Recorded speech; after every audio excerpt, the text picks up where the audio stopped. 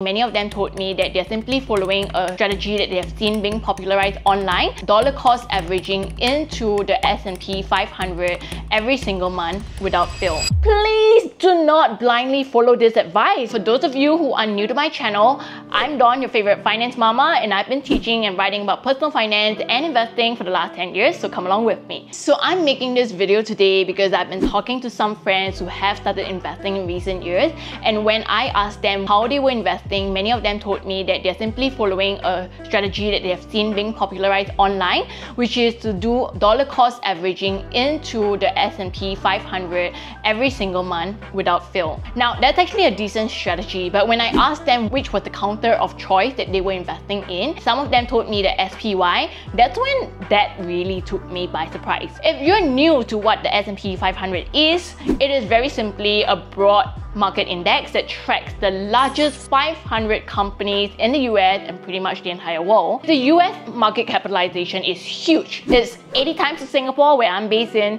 12 times bigger than Hong Kong, and 5 times of China. Okay, it is the largest market cap of the entire world.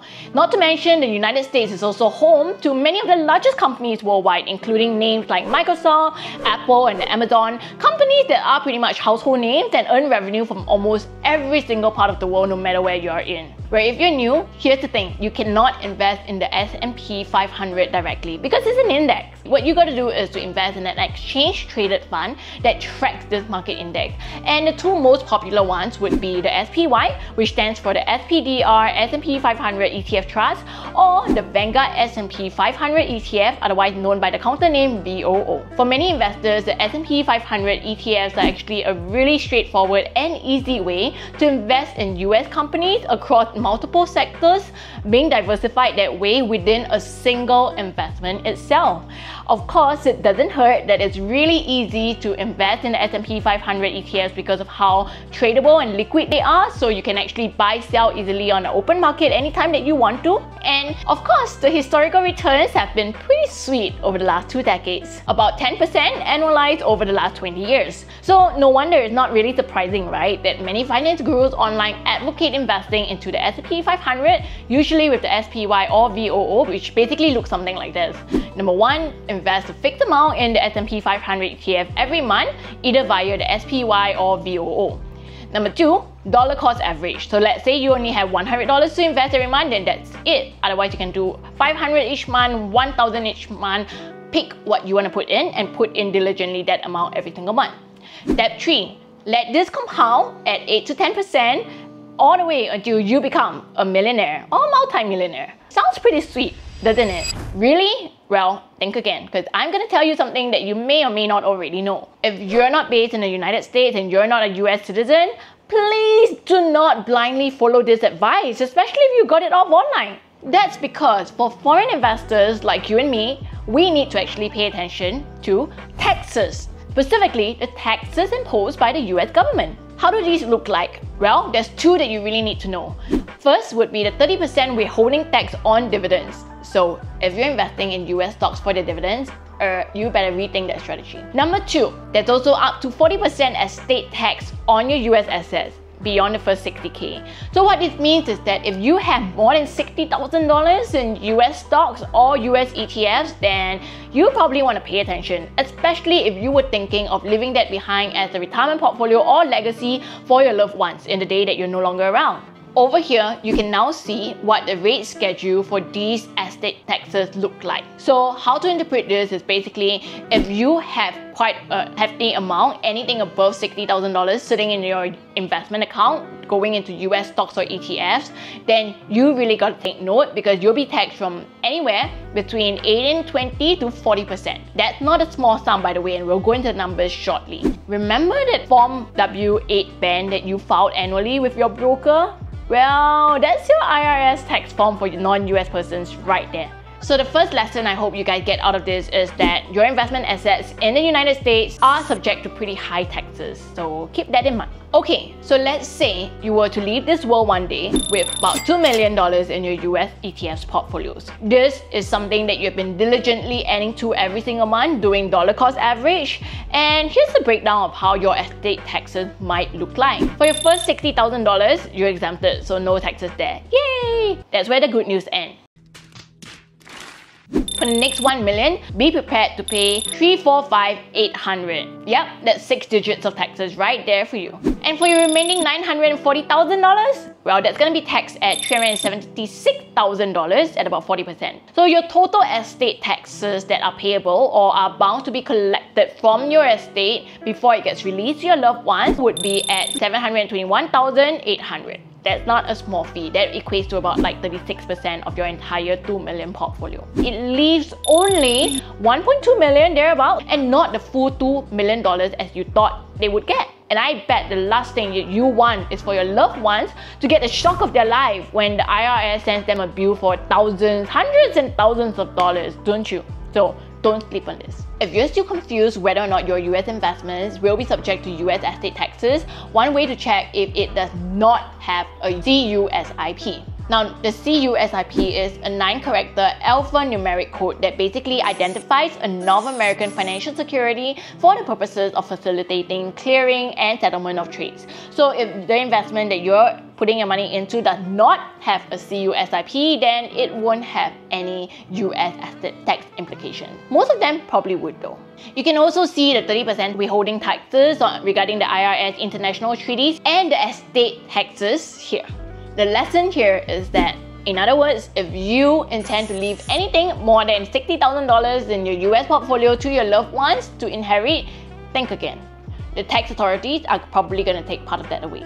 And hey, did I also mention that even if you own these investments in a joint account with your partner, the estate taxes are still going to be due on 100% of the holdings anyway? You heard that right, it's 100%, it's not half. And that's because from a US tax perspective, jointly held assets also means that it is 100% hers or his. So it's counted 100%. So the lesson here, I know it may be easier and more convenient for couples if you're trying to invest together for your retirement later on, but don't hold US estate taxable assets in your joint account. It'll be better for you to hold it separately in your own name. Here's another fun fact. Individuals who are domiciled in the United States are subject to federal estate taxes on their worldwide assets and income. This also includes life insurance proceeds. Wow. And for individuals who are not US domiciled, like you and me, well, we'll be subjected to US federal tax on our assets anyway, meaning everything that you own in your US stocks, ETF, mutual funds, or anything else that's domiciled in the US. Which, surprise, this includes those US ETFs, including the S&P 500 ETFs that you've been diligently building up every single month. So what we're gonna do?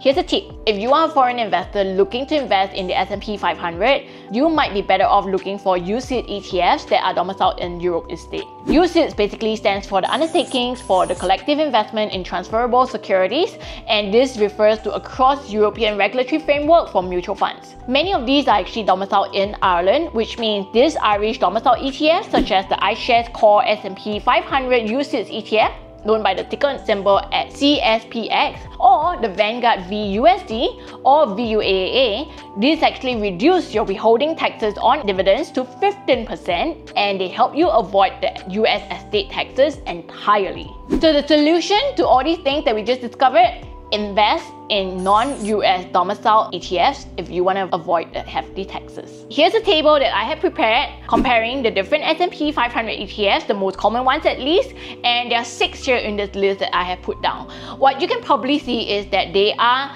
basically listed on different exchanges and their expense ratio vary slightly. Okay, the cheapest being of course the Vanguard S&P 500, but because that is in the New York Stock Exchange, well, you're going to be subjected to those taxes. You may want to think twice. For the rest, it's about 0.07 to 0.09%, still pretty decent. But another thing I want you to take note of is whether the ETF handles the dividends distributions in a distributing or an accumulating manner. Now personally, I would prefer to focus on accumulating ETFs because instead of being paid out dividends and manually having to reinvest them back in, which incurs me additional commission fees each time, what I get with an accumulating ETF instead is that it automatically reinvests the dividends for me. So this saves me time and fees. Now, if you invest in the SPY or VOO, you might want to take note that all US domicile ETFs, they are distributing ETFs, which means they periodically distribute the dividends to investors. And this is really because they are required by tax regulations to distribute 90% of their net investment income back to the shareholders. So here's the lesson I hope you take away. As a non-US investor, look at Irish domicile accumulating ETFs instead. Okay, but hold on a minute. Surely there must be some trade-offs, right? There's never free lunch. Well, you're kind of right, okay, but it's not that bad. With Irish domicile ETFs, they generally have lower trading volumes and thus have a higher bid-ask spread than their US counterparts. This can be referred to as like a hidden fee of sorts by some influencers, and they're not entirely wrong. But here's what you also need to understand. The US ETFs has been around for way longer. So naturally they have higher assets under management and they're more debt, they're more tradable, they're more liquid. Okay, the Irish ones have a shorter history and hence they have this limited trade-offs. But it's not that bad, honestly, especially if you're investing for the long run. What's more, the other thing to also note is that the commissions for buying on the London Stock Exchange, where these Irish domicile ETFs are in, they are usually higher for the LSE rather than in the NYSE or Nasdaq. So the commissions wise, you gotta be prepared to pay a little more. But if you consider everything all in, okay, if you look at the lower withholding taxes that you get exempted from the astronomical estate taxes of the US, and you go for the accumulating option, the truth is, you will pretty much still be more cost effective for a non-US investor like you and me because we get to do this for the long run and we get to escape from all these negative traits of investing in the SPY or VOO. At the end of the day, the SPY and the VOO may work for most people, but you're not most people if you're not based in the US. I hope you learned something with me in this video today. What kind of S&P 500 ETFs do you guys invest in, or what are your tickers of choice? Let me know in the comments below, and don't forget to like and subscribe if you would like to see more videos like this. I'm Dawn and I'm signing off. See you in the next video. Bye!